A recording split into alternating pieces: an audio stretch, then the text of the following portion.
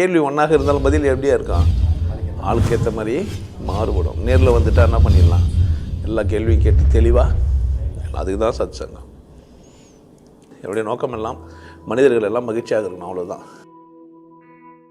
நிச்சயமாக கனவு வரும். டெய்லி வருமானா இல்லை, எப்போனா வரும். சம்டைம்ஸ் 2-3 நாள் கூட தொடர்ந்து வரும். கனவு எனக்கு வரல, எல்லாருக்குமே வரும். கனவுன்னா என்னன்னு புரிஞ்சுக்கோங்க முதல்ல. இப்போ நான் பேசுகிறேன், உள்ளேருந்து ஏதோ ஒன்று சொல்லுது இல்லை வருது. பேசுறது பல விதம் இருக்குது.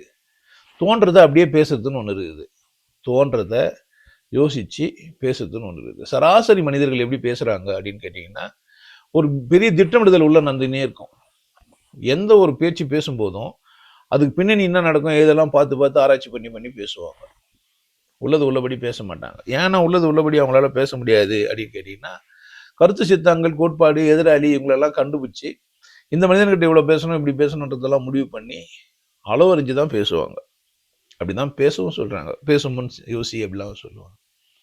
நான் எப்படி பேசுகிறேன் அப்படின்னா, நீங்கள் ஒரு கேள்வி கேட்குறீங்க, நான் பேசுகிறேன், அவ்வளோதான். சிந்திக்கிறது யோசிக்கிறதெல்லாம் இல்லை. பேசும்போது வந்து விடுற வார்த்தைகள், பேசும்போது எனக்குள்ளே வந்து வர தகவல்கள் அப்படி அப்படியே பேசுகிறேன்.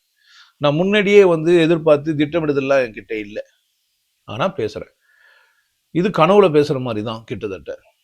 மூளை தன்னிச்சயமாக செயல்படுமானா, மனதில் நிறைய தொகுப்புகள் இருக்கும், வார்த்தைகள் இருக்கும். இந்த வார்த்தைகளை கொத்து புதுசு புதுசாக ஒன்று உருவாக்கி பேசின்னு இருக்கோம். நம்ம குழந்தையா இருக்கும்போது பார்த்தோம்னா, கக்கா போகும்போதோ இல்லை தனியாக இருக்கும்போதோ உட்கார்ந்துருக்கும் போதோ தனியாக பேசுவோம். என்ன பண்ணுறோம்னா, நாமளே நமக்குள்ளே பேசி பேசி வார்த்தைகள் எல்லாம் கொண்டாடுவோம். இல்லை அம்மா அப்பா கிட்ட போய் யார்கிட்ட நம்ம ஃப்ரீயாக பேச முடியுமோ அவங்கக்கிட்ட போய் இஷ்டத்துக்கு பேசுவோம். இஷ்டத்துக்கு குழந்தைங்க பேசும். அதுக்கு வந்து கள்ளங்கடலாம் எதுவுமே இருக்காது, எதிர்வினைலாம் இருக்காது. அம்மா என்ன நினைப்பா, அப்பா என்ன நினைப்பான்லாம் இருக்காது. உதாரணத்துக்கு யாரோ ஒருத்தர் கெட்ட வார்த்தை சொன்னாங்கன்னா அதே மாதிரி கெட்ட வார்த்தையே பேசும். மாமா வரா பாரு, மாமா கிட்ட பொண்ணு கேள்றா அப்படின்னா போய் மாமா உன் பொண்ணு கொடு அப்படின்னு கேட்கும். பொண்ணு கொடுன்னு யாரோ சொன்னாங்க, அதை அப்படியே கேட்கும், அவ்வளோதானே தவிர அதுக்கு மேலே அது இல்லை.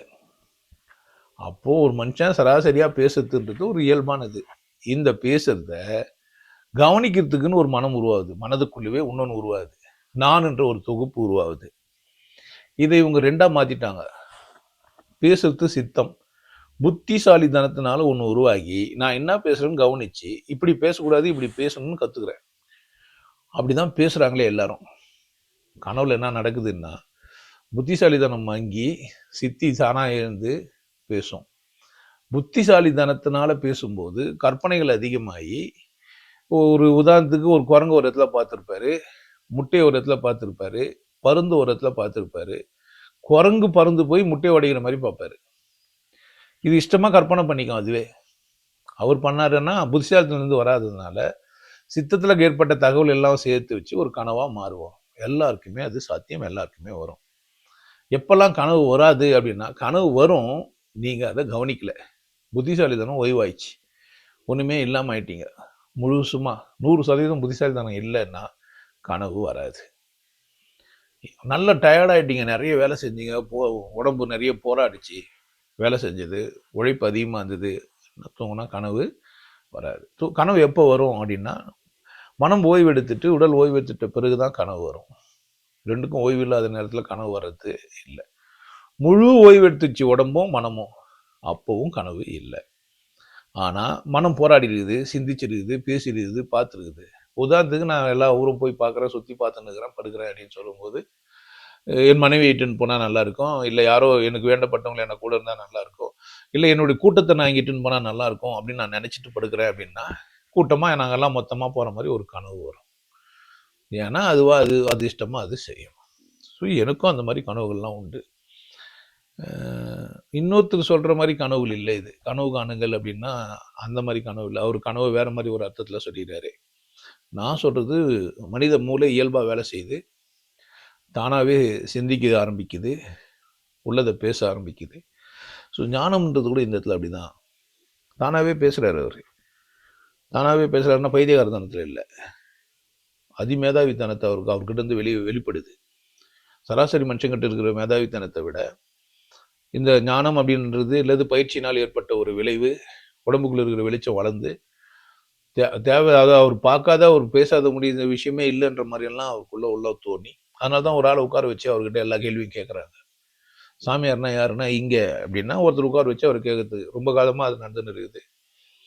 புத்தர் மரத்தடிலையோ, இயேசுநாதர் மலை அடிவாரங்கள்லையும், அதுக்கு முன்னாடி எல்லாம் மோசஸ் இந்த மாதிரிலாம் இருக்குது, உட்காந்து பேசுறது, அந்த மாதிரி ஒரு ஞானம் இருக்குது.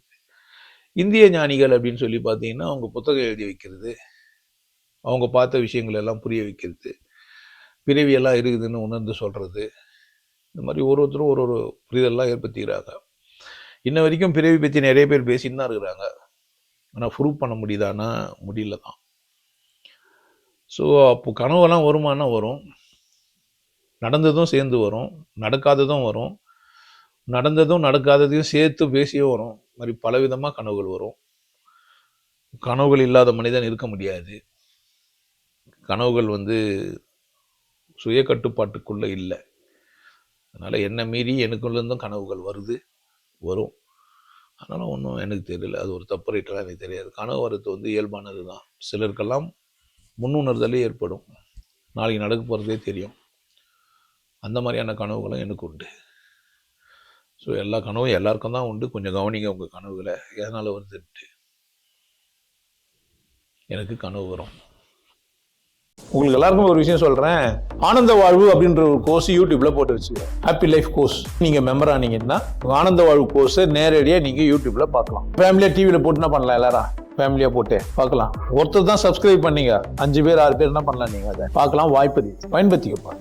நல்லா இருங்க, சிறப்பாக இருங்க, கொண்டாட்டமாக இருங்க. உங்களை நீங்கள் மதிப்பு மிகுந்தவராக மாற்றுறது உங்கள் கையில் தான் இருக்குது.